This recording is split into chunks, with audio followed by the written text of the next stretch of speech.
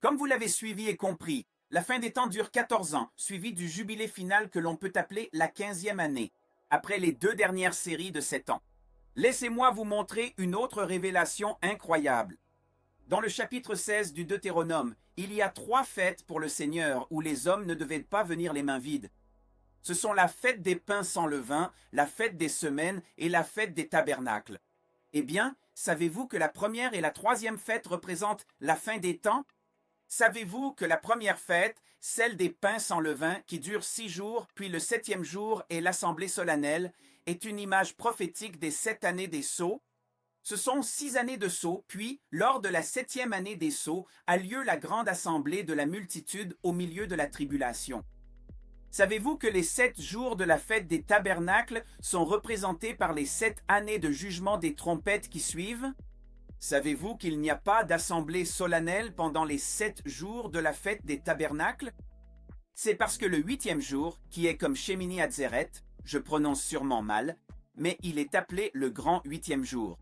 C'est ce qu'on appelle la grande assemblée du 8e jour. Et cela correspond exactement à la fin des 7 années de jugement des trompettes. À la fin des 14 années de tribulation, cela représente le nouveau commencement du jubilé final lorsque le Seigneur rassemblera son peuple après avoir détruit les ennemis durant cette dernière année. Elles sont prophétiques, elles illustrent les trompettes, le retour du Seigneur au milieu de la tribulation et à la fin de la tribulation, ainsi que le rassemblement de son peuple.